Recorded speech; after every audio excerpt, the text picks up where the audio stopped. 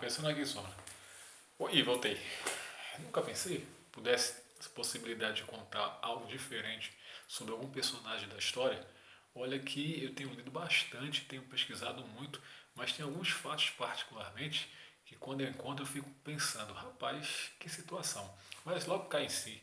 Porque, na verdade, gente, nós falamos de pessoas que fofocavam, né, pessoas que tinham hábitos muitas vezes esquisitos, seres humanos como nós fomos, independente da classe social, de como viviam, o que faziam, a sua posição na sociedade.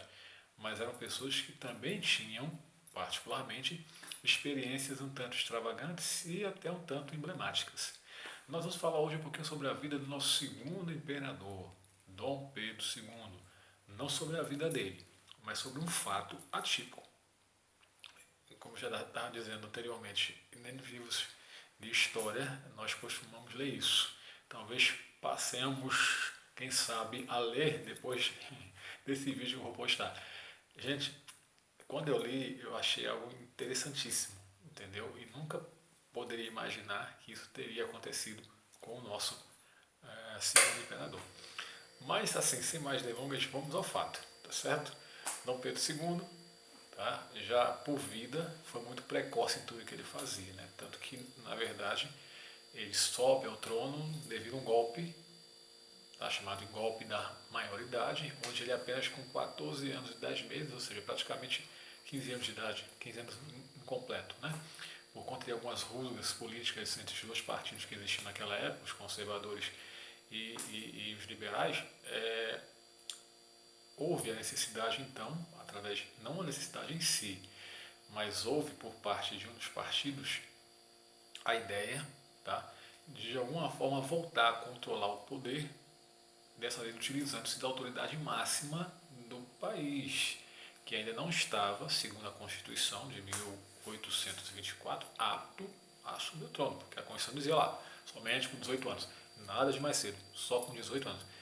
E aí faz, sei lá, um emendão na Constituição e consegue se antecipar a dita maioridade de Dom Pedro II, e então ele sobe ao trono ainda na adolescência, né, 14 anos e 10 meses. Pois bem, mas esse fato que aconteceu, que vou narrar para vocês agora, ele só ocorre praticamente quase 30 anos depois do golpe da maioridade, de Dom Pedro II ter assumido o trono do Brasil. E como todos sabem, ele era uma pessoa que gostava muito de viajar, então ele conhecia o Brasil de ponta a ponta, viajava bastante, fora as viagens para o exterior, né? Já no final do seu reinado, no final que eu falo, que foi precipitado com a proclamação da República, ele passou 3 anos praticamente viajando pelo mundo, né? Conhecendo o Egito, conhecendo os Estados Unidos, enfim, alguns países da América também. E foi no intervalo aí entre o 1871 e 1888, quando foi o seu último ano como imperador, ou dominando o país como imperador. Mas esse caso aconteceu no Brasil, numa das suas viagens, né, de visita às províncias, que ele gostava de fazer muito, né, inclusive aqui na Paraíba, na cidade de Mamaguá, bem próximo aqui da gente, no litoral norte da Paraíba, ele teve fazendo uma visita também. Naquela ocasião em que ele esteve visitando várias províncias do Nordeste, ele esteve na Paraíba, né, passou pela capital, passou, né, por essa cidade, tanto que ela recebe o título aqui, né, Cidade Imperial, por conta da visita dele. Mas vamos ao fato. Numa das visitas que ele faz à província de Minas Gerais, no interior, ele está lá na solenidade, né, as pessoas, multidão lá em volta, né, do coreto, onde basicamente ele estava dando lá as suas boas-vindas, estava sendo homenageado pela população, pelas autoridades locais, possivelmente deve ter discursado, falado alguma coisa, né? Porque na verdade as autoridades sempre quando vêm visitar um lugar, se não for por curiosidade, para fazer algo diferente, vem para inaugurar algo ou fazer ou prometer que irá fazer algo, sempre nas promessas, né? Política, política, política. E ele está lá, né? Descontraído. Quando pensa que não, ele de longe começa a observar. Ele vê uma senhora, na verdade não é tão senhora ainda, né? Talvez seus 30, 35, até 40 anos de idade. Ele olha, não fosse curioso se as pessoas não estivessem dando passagem para essa mulher, porque não estavam. Ela tentava, papai, e não conseguia. Curiosidade. ela era uma afrodescendente, uma negra. E aquilo chamou a atenção de Dom Pedro II.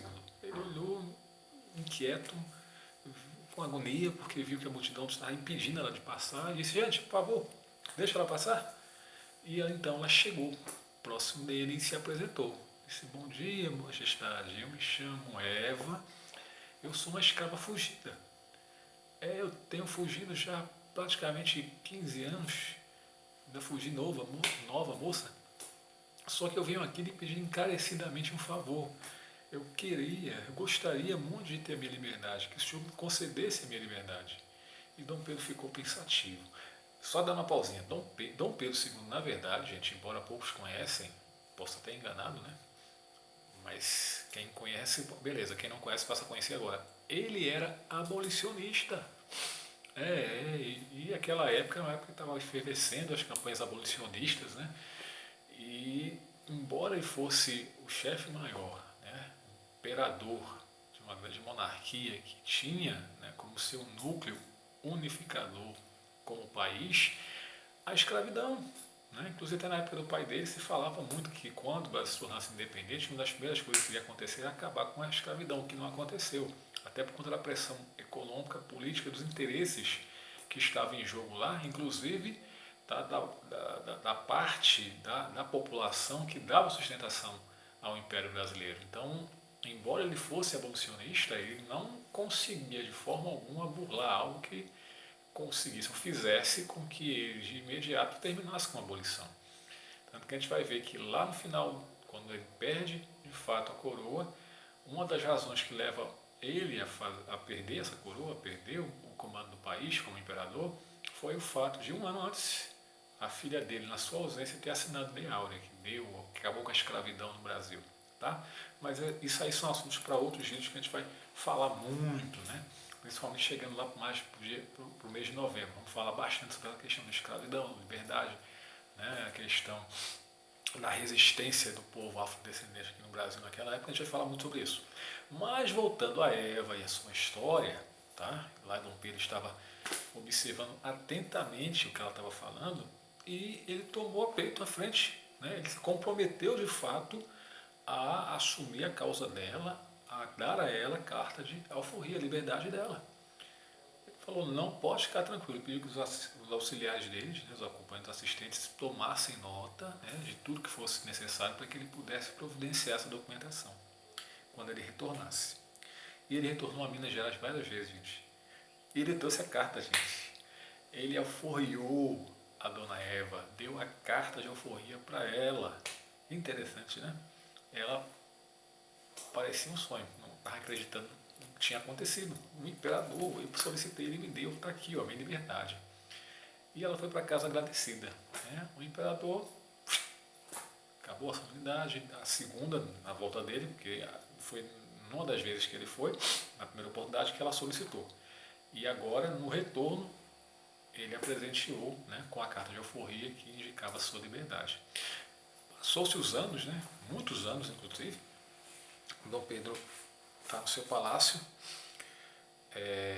lá em São Cristóvão, aqui entre Boa Vista, no Rio de Janeiro. Certa manhã ele acorda, né, faz o desjejum, então está caminhando ali pelo palácio, né, pelo paço, olha na janela uma cena curiosa. Um soldado, né, da sua guarda pessoal impedindo aparentemente uma escrava, né, uma afrodescendente, forçando a entrada para passar, e o soldado não deixava. Ele, prodigiosamente, com a sua mente, seu pensamento, casquetou e lembrou: ah, eu sei quem é, fulano, deixa ela passar, entra Eva. Era a escrava Eva, a ex-escrava Eva, né? E curiosamente, ela veio de Minas Gerais depois de anos, estava com seus cabelos brancos, né? Tinha se passado um bom tempo, e trazia, né, nas costas, trazia na sua bagagem um saco cheio de abacaxis que ela havia plantado logo depois que tinha recebido, ou seja, que ela tinha plantado logo depois, não, depois que ela recebeu a alforria, recebeu a liberdade, né, ela foi para casa satisfeita, foi trabalhar, conseguiu um terreno, comprou um sítio, tá, e começou a plantar. fazer um pomar. E entre as plantações, entre as frutas que ela plantava, estava abacaxi. Então ela foi até o Rio de Janeiro, entrou no Palácio Real apenas para presentear e fazer como uma forma de agradecimento, tá, a Dom Pedro II, pela alforria, pela liberdade que ele havia proporcionado a ela, levou um saco cheio de abacaxi. Pois é, cheio de abacaxi. E Dom Pedro, logicamente, ficou contente demais com o que tinha acontecido, com o que ele tinha recebido. Pois é, gente, ela foi a nossa primeira história. Eu espero que vocês tenham gostado. Eu, particularmente, quando li, eu achei muito curioso, achei muito interessante. E aí eu bolei, gente, a gente tem que criar um quadro, porque assim como essa história, são outras, muitas outras que aconteceram nessa época, ou com a família real, ou com pessoas no entorno dela, que são no mínimo hilárias. Né? Essa tem foi algo singelo, algo que tem uma pureza muito grande na forma como ela se conduz, no caso a ex-escrava Eva se conduz a Dom Pedro II, né? A petição a ele, logicamente do jeito dela, mas de maneira muito respeitosa, e como ela atendeu de fato isso. Né? Como ele atendeu o pedido dela, prometeu e realmente cumpriu. Então você vê aí uma autoridade máxima, né? Onde o glamour da época, né? Os requintes utilizados na época, como nós podemos dizer também, as cerimônias, né, em relação a tudo que acontece em torno de autoridades, e ele simplesmente, num gesto humano, né, abolicionista que era, é bom lembrar, ele concede a essa afrodescendente, a essa mulher, a sua liberdade, num país em que ainda mantinha como uma das grandes vergonhas na América e no mundo um sistema de trabalho forçado, que no caso era a escravidão. Boa parte dos países do mundo já estava eliminado. O Brasil ainda era o penúltimo país no mundo a manter a escravidão. E esse gesto simbolizou muito para aquela mulher. Mas, embora poucos conheçam, foi um gesto que nos traz à tona que, embora o regime fosse um regime forte e centralizador, a pessoa que o representava também tinha a sua humanidade. E isso ele fez. Galera, obrigado aí pela atenção de vocês. Um forte abraço, um beijo. E na próxima semana a gente vai trazer mais um tema. E lembrando, o quadro Nos Tempos do Império, toda última quarta-feira do mês, a gente está trazendo para vocês, tá certo? E não esquece, deixa lá o like se gostou, deixa os comentários, se inscreva quem não se inscreveu ainda, porque tudo aqui é feito para vocês e pensando em vocês. Um beijo, um abraço e até quarta que vem. Tchau.